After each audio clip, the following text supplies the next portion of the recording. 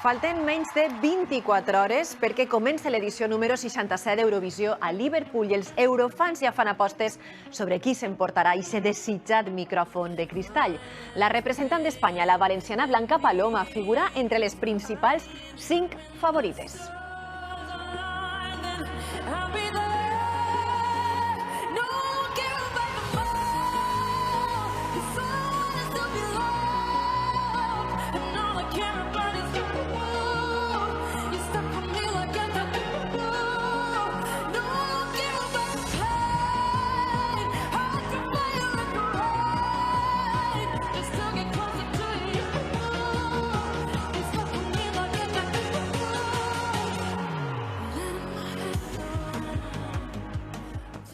Estar dins d'aquest selecte grup de països favorits significa tindre el passaport directe cap a la gran nit de demà.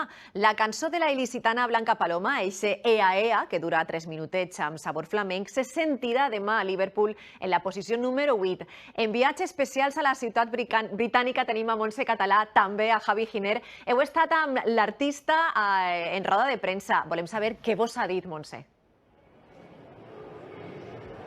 Doncs a 24 hores de la gran final, després d'un dia intens de treball amb assaig general de matí i roda de premsa de vesprada, vos podem dir que Blanca Paloma està feliç i així ho ha volgut compartir amb nosaltres. S'emociona cada vegada que sent parlar de l'Altet, d'ells, i després d'un assaig general este matí perfectament executat, nosaltres hem anat a preguntar als que més saben, a la premsa internacional que parlen durant tot l'any d'Eurovisió. Tots coincideixen que la candidatura d'Espanya té molta solvència i, clar, Blanca Paloma, la nostra Blanca Paloma, també comparteix la mateixa il·lusió. Miren. Estic preparada per a guanyar el Festival d'Eurovisió. I am ready.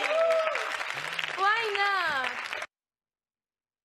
Perfecta. Calidad. Brutal. Y tú en la noche te veas. Paraules diferents, pero la mateixa emoció. Traemos una propuesta de muchísima calidad, muy de raíz y con un pack muy completo y cerradito que tiene el lacito perfecto para, yo creo que para triunfar el sábado. Una sensació que compartís la premsa internacional, a la qual Blanca Paloma ha conquistat amb una cançó de bressol flamenca. Una perfetta sintesi della tradizione spagnola del flamenco in una chiave moderna. Va más allá de la cultura, que hay una emoción dentro que no necesita palabras. La il·licitana s'ha portat a Liverpool un poc de tots, una sort que no li farà falta. I és que si en alguna cosa estem d'acord és que pot tocar pòdium.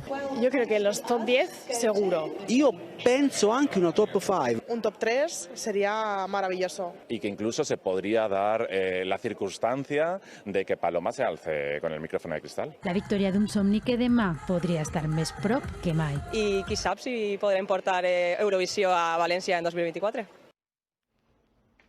Tant de bo volem molt alt Blanca Paloma. I des